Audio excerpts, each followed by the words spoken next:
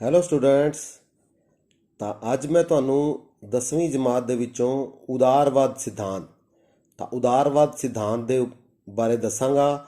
ਤਾਂ ਇਸ ਦੇ ਨਾਲ ਰਿਲੇਟਡ ਇੰਪੋਰਟੈਂਟ MCQs ਨੇ ਜਿਹੜੇ ਕਿ ਤੁਹਾਡੇ ਲਈ ਬੜੇ ਹੀ ਹੈਲਪਫੁਲ ਹੋਣਗੇ ਤੁਹਾਡੇ ਪੇਪਰਾਂ ਦੀ ਤਿਆਰੀ ਵਿੱਚ। ਤਾਂ ਸ਼ੁਰੂ ਕਰਦੇ ਹਾਂ। ਪਹਿਲਾ ਕੁਐਸਚਨ।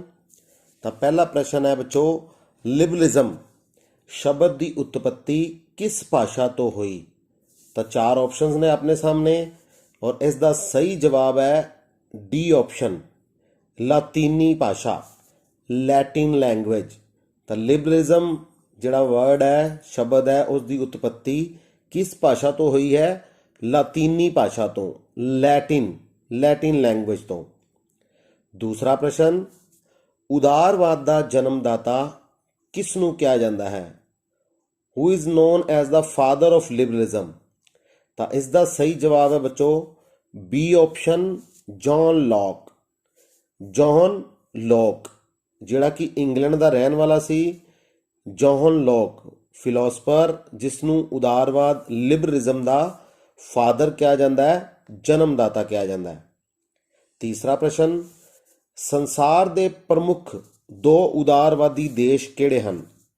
तो इसका सही जवाब है बच्चों अमेरिका अते इंग्लैंड। सी ऑप्शन अमेरिका अते इंग्लैंड, ये संसार के दो प्रमुख उदारवादी देश हैं।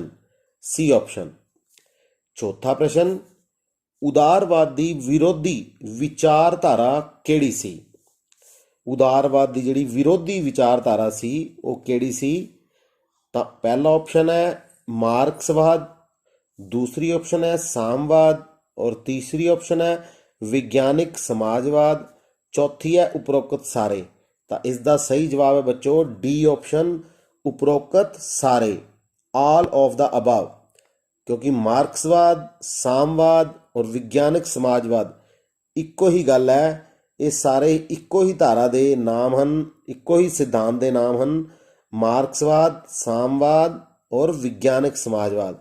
तो आंसर है इसका सही डी ऑप्शन, उपरोक्त सारे। पंजवां प्रश्न, टू ट्रेटिस ऑफ गवर्नमेंट एक किस दी रचना है? एक किताब किसने लिखी है? Two treatises of government. तो इसका सही जवाब है बच्चों C option, John Locke. C option John Locke. तो ये जॉन लॉक की किताब है। C option John lock.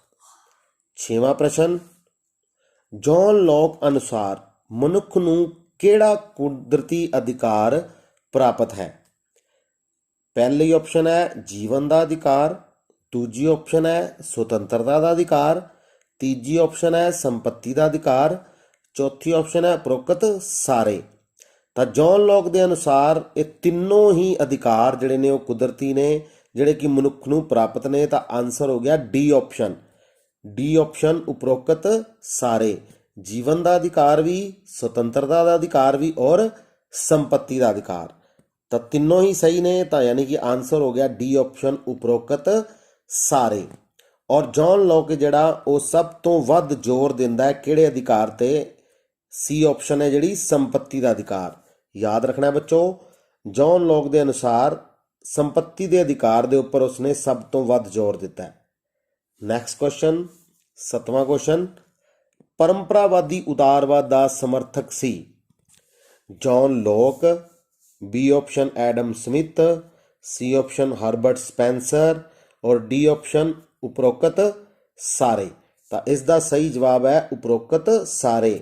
परंपरावादी उदारवाद जिसनों कि पुरातन उदारवाद भी कहा जाता है, नकारात्मक उदारवाद भी कहा जाता है, व्यक्तिगत उदारवाद भी कहा जाता है। ये सारे ही नाम किस दे ने?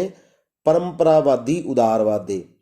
क्लासिकल लिबरलिज्म, परंपरावादी उदारवाद, नकारात्मक उदारवाद, शास्त्रीय उदारवाद, व्यक्तिगत उदारवाद, ये सारे ही नाम परंपरावादी उदारवाद दे ने। और John Locke, Adam Smith, Herbert Spencer, ये सारे ही इसका समर्थन करते सी, इस दे सारे ही ये समर्थक सी। नैक्सट क्वेश्चन है बच्चों 8वां, समकाली ਜਾਂ ਆਧੁਨਿਕ ਉਦਾਰਵਾਦ ਦੀ ਸ਼ੁਰੂਆਤ ਕਦੋਂ ਹੋਈ? ਤਾਂ ਇਸ ਦਾ ਸਹੀ ਜਵਾਬ ਹੈ ਸੀ ਆਪਸ਼ਨ, 19ਵੀਂ ਸਦੀ ਦੇ ਅੰਤ ਵਿੱਚ। 19ਵੀਂ ਸਦੀ ਦੇ ਅੰਤ ਵਿੱਚ। ਅਗਰ ਪੇਪਰ 'ਚ ਆਪਸ਼ਨ ਆ ਜੇ 20ਵੀਂ ਸਦੀ ਦੇ ਸ਼ੁਰੂ ਵਿੱਚ ਤਾਂ ਵੀ ਜਵਾਬ ਬੱਚੋ ਠੀਕ ਹੈ। ਯਾਦ ਰੱਖਣਾ 19ਵੀਂ ਸਦੀ ਦੇ ਅੰਤ ਵਿੱਚ, ਸੀ ਆਪਸ਼ਨ ਠੀਕ ਹੈ। ਜੇਕਰ ਪੇਪਰ ਵਿੱਚ ਆਪਸ਼ਨ ਆ ਜੇ 20ਵੀਂ ਸਦੀ ਦੇ ਸ਼ੁਰੂ ਵਿੱਚ ਤਾਂ ਸ਼ੁਰੂਆਤ ਹੋਈ ਜਦੋਂ 20ਵੀਂ ਸਦੀ ਦੀ, ਤਾਂ ਉਹ ਵੀ ਆਪਸ਼ਨ ਠੀਕ ਹੈ ਬੱਚੋ, ਧਿਆਨ ਰੱਖਣਾ ਹੈ। ਨੈਕਸਟ ਕੁਐਸਚਨ, ਕੁਐਸਚਨ ਨੰਬਰ 9, ਆਰਥਿਕ ਉਦਾਰਵਾਦ ਉੱਤੇ ਕਿਸ ਨੇ ਜ਼ੋਰ ਦਿੱਤਾ? ਤਾਂ ਇਸ ਦਾ ਸਹੀ ਜਵਾਬ ਹੈ ਬੀ ਆਪਸ਼ਨ, ਐਡਮ ਸਮਿਥ। ਆਰਥਿਕ ਉਦਾਰਵਾਦ ਉੱਤੇ ਕਿਸ ਨੇ ਜ਼ੋਰ ਦਿੱਤਾ? B option, Adam Smith. 10ਵਾਂ ਕੁਐਸਚਨ, ਸਮਕਾਲੀ ਜਾਂ ਆਧੁਨਿਕ ਉਦਾਰਵਾਦ ਦਾ ਸਮਰਥਕ ਸੀ? ਤਾਂ ਪਹਿਲੀ ਆਪਸ਼ਨ ਹੈ ਲਾਸਕੀ, ਦੂਸਰੀ ਆਪਸ਼ਨ ਹੈ ਮੈਕਾਈਵਰ, तीसरी ऑप्शन है जे.एस. मिल और चौथी ऑप्शन है उपरोक्त सारे। तो इसका सही जवाब है बच्चों उपरोक्त सारे।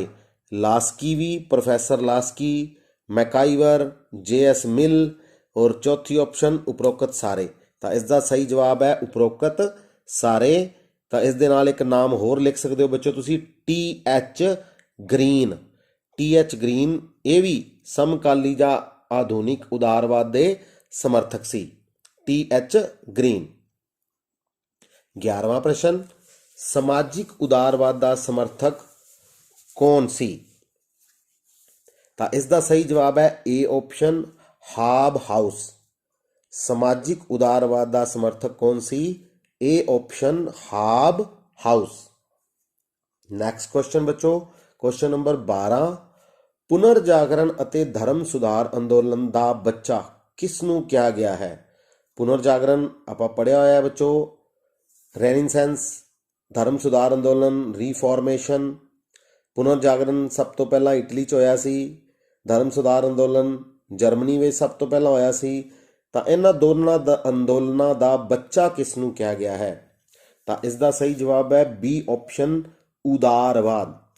उदारवाद, liberalism, B option. B option, उदारवाद, लिबरलिज्म। 13वां क्वेश्चन, ऑन लिबर्टी किस दी रचना है? तो इसका सही जवाब है बच्चों C option. C option, J S. Mill. C option, J S. Mill. Next question, उदारवाद शब्द का सब तो पहला प्रयोग कदों अते कित्थे होया? तो इसका सही जवाब है बच्चों ए ऑप्शन, 1815 इंग्लैंड विच। तो सब तो पहला उदारवाद शब्द का प्रयोग इंग्लैंड विच होया 1815 विच, A option. Next question, question number 15, हेठ लिखियां विचों किस क्रांति विच उदारवादी दर्शन की वरतों की गई? तो इसका सही जवाब है बच्चों डी ऑप्शन, उपरोक्त सारे। पहली ऑप्शन है 1688 की इंग्लैंड की क्रांति, जिसनों की शानदार क्रांति भी कहा जाता है। बी ऑप्शन है 1799 की फ्रांसीसी क्रांति, फ्रांस की क्रांति। सी ऑप्शन 1776 अमेरिका की क्रांति और डी ऑप्शन है उपरोक्त सारे। तो इसका सही जवाब है डी ऑप्शन, उपरोक्त सारे। अगर गल करिए भी उदारवाद ने सब तो ज़्यादा जिहड़ा तेजी नाल फैलना कदों शुरू किया, तो वह आएगा बच्चों आंसर उसका 1799 की फ्रांस की क्रांति तो बाद। उदारवाद ने कदों तेजी नाल फैलना शुरू किया, किस क्रांति तो बाद? तो उसका सही जवाब है 1799 की फ्रांस की क्रांति। नैक्सट क्वेश्चन बच्चों, क्वेश्चन नंबर 16, उदारवाद की उत्पत्ति कदों हुई सी? तो इसका सही जवाब है ए ऑप्शन, 16वीं सदी विच, जदों पुनर्जागरण ਅਤੇ धर्म सुधार अंदोलन होए। चर्च ਦੇ ਵਿੱਚ ਜਦੋਂ गिरावट आन लग गई, ਜਿਹੜੇ पोप ने ਉਹ भ्रष्टाचारी हो गए, ਤਾਂ उस टाइम ਦੇ ਵਿੱਚ पुनर्जागरण, धर्म सुधार अंदोलन वर्गे ਜਿਹੜੇ अंदोलन ਚੱਲੇ, ਤਾਂ ਉਦੋਂ उदारवाद ਦੀ उत्पत्ति हुई। ਤਾਂ ए ऑप्शन 16वीं सदी। 17वां क्वेश्चन, उदारवाद ਦਾ विचार सब तो पहला किसने दिता सी? ਤਾਂ किसने दिता सी उदारवाद ਦਾ विचार? किस ने दिता सी सब तो पहला? तो ए ऑप्शन है थॉमस हॉबस। थॉमस हॉबस ने विचार दिता सी सब तो पहला। ਆਪਾਂ ਫਾਦਰ ਕਿਸ ਨੂੰ ਕਹਿੰਦੇ ਆ? ਉਦਾਰਵਾਦ ਦਾ ਜਨਕ ਕਿਸ ਨੂੰ ਕਹਿੰਦੇ ਆ? ਤਾਂ ਉਹ ਆਨਸਰ ਹੈ ਉਸਦਾ ਜਾਨ ਲੌਕ। ਲੇਕਿਨ ਅਗਰ ਆ ਜੇ ਵਿਚਾਰ ਕਿਸ ਨੇ ਦਿੱਤਾ ਸੀ ਸਭ ਤੋਂ ਪਹਿਲਾਂ, ਤਾਂ ਆਨਸਰ ਹੈ ਏ ਆਪਸ਼ਨ ਥਾਮਸ ਹੌਬਸ। ਅਗਲਾ ਕੁਐਸਚਨ ਬੱਚੋ, question number 18, wealth of nations ਕਿਸ ਦੀ ਰਚਨਾ ਹੈ? ਵੈਲਥ ਆਫ ਨੇਸ਼ਨਸ, ਤਾਂ ਇਹ ਆਨਸਰ ਹੈ ਇਸਦਾ C option. C option Adam Smith. Adam Smith ਨੇ ਵੈਲਥ ਆਫ ਨੇਸ਼ਨ ਕਿਤਾਬ ਲਿਖੀ ਸੀ 1776 ਵਿੱਚ, ਜਿਸ ਨੂੰ ਕਿ ਉਦਾਰਵਾਦ ਦੀ ਬਾਈਬਲ ਵੀ ਕਿਹਾ ਜਾਂਦਾ ਹੈ। ਖਾਸ ਕਰਕੇ ਆਰਥਿਕ ਉਦਾਰਵਾਦ ਦੀ ਬਾਈਬਲ, ਤਾਂ ਕਿਸ ਕਿਤਾਬ ਨੂੰ ਕਿਹਾ ਜਾਂਦਾ ਹੈ? ਉਹ ਹੈ ਵੈਲਥ ਆਫ ਨੇਸ਼ਨਸ, ਜਿਸ ਨੂੰ ਲਿਖਿਆ ਸੀ ਐਡਮ ਸਮਿਥ ਨੇ। 19ਵਾਂ ਕੁਐਸਚਨ ਅੱਜ ਦਾ, ਕਿਹੜੇ ਦੇਸ਼ ਨੂੰ ਉਦਾਰਵਾਦ ਦਾ ਘਰ ਕਿਹਾ ਜਾਂਦਾ ਹੈ? ਤਾਂ ਇਸ ਦਾ ਸਹੀ ਜਵਾਬ ਹੈ ਬੱਚੋ ਇੰਗਲੈਂਡ। ਹਾਂਜੀ, ਇੰਗਲੈਂਡ, ਬੀ ਆਪਸ਼ਨ ਇੰਗਲੈਂਡ, ਕਿਉਂਕਿ 1688 ਦੀ ਜਿਹੜੀ ਸ਼ਾਨਦਾਰ ਕ੍ਰਾਂਤੀ ਹੋਈ ਸੀ ਇੰਗਲੈਂਡ ਵਿੱਚ ਹੀ ਹੋਈ ਸੀ, ਉਹ ਗਲੋਰੀਅਸ ਰੈਵੋਲੂਸ਼ਨ। ਤਾਂ ਇਸ ਕਰਕੇ ਉਦਾਰਵਾਦ ਦਾ ਘਰ ਕਿਸ ਨੂੰ ਕਿਹਾ ਜਾਂਦਾ ਹੈ? ਕਿਹੜੇ ਦੇਸ਼ ਨੂੰ ਮੰਨਿਆ ਜਾਂਦਾ ਹੈ? ਤਾਂ ਉਸ ਦਾ ਸਹੀ ਜਵਾਬ ਹੈ ਇੰਗਲੈਂਡ, ਬੀ ਆਪਸ਼ਨ ਇੰਗਲੈਂਡ। 20ਵਾਂ ਕੁਐਸਚਨ ਅੱਜ ਦਾ ਲਾਸਟ ਕੁਐਸਚਨ, ਕਿਹੜਾ ਸਿਧਾਂਤ ਰਾਤ ਦੇ ਪਹਿਰੇਦਾਰ ਦੀ ਭੂਮਿਕਾ ਦਾ ਸਮਰਥਨ ਕਰਦਾ ਹੈ? ਤਾਂ ਇਸ ਦਾ ਸਹੀ ਜਵਾਬ ਹੈ ਡੀ ਆਪਸ਼ਨ ਉਦਾਰਵਾਦ, ਲਿਬਰਲਿਜ਼ਮ। ਉਦਾਰਵਾਦ ਸਿਧਾਂਤ ਨੂੰ ਰਾਤ ਦੇ ਪਹਿਰੇਦਾਰ ਵਜੋਂ ਮੰਨਿਆ ਜਾਂਦਾ ਹੈ। ਤਾਂ ਇਸ ਦਾ ਸਹੀ ਜਵਾਬ ਹੈ ਉਦਾਰਵਾਦ, ਡੀ ਆਪਸ਼ਨ। ਠੀਕ ਹੈ ਬੱਚੋ, ਤਾਂ ਇਹ ਸੀ ਆਪਣੇ ਅੱਜ ਦੇ ਇੰਪੋਰਟੈਂਟ MCQ ਕਿਸ ਟੌਪਿਕ ਦੇ? ਲਿਬਰਲਿਜ਼ਮ ਦੇ, ਉਦਾਰਵਾਦ ਦੇ, ਜਿਹੜੇ ਕਿ ਤੁਸੀਂ ਅੱਛੀ ਤਰ੍ਹਾਂ ਯਾਦ ਕਰ ਲੈਣੇ ਨੇ। ਤੁਹਾਡੇ ਆਉਣ ਵਾਲੇ ਪੇਪਰਾਂ ਲਈ ਬੜੇ ਹੀ ਜ਼ਿਆਦਾ ਇਹ ਇੰਪੋਰਟੈਂਟ ਕੁਐਸਚਨਸ ਨੇ। ਜਿਨ੍ਹਾਂ ਬੱਚਿਆਂ ਨੇ ਹਾਲੇ ਤੱਕ ਚੈਨਲ ਨੂੰ ਸਬਸਕ੍ਰਾਈਬ ਨਹੀਂ ਕੀਤਾ, ਉਹ ਚੈਨਲ ਨੂੰ ਸਬਸਕ੍ਰਾਈਬ ਕਰੋ, ਲਾਈਕ ਕਰੋ, ਸ਼ੇਅਰ ਕਰੋ। Okay, thank you.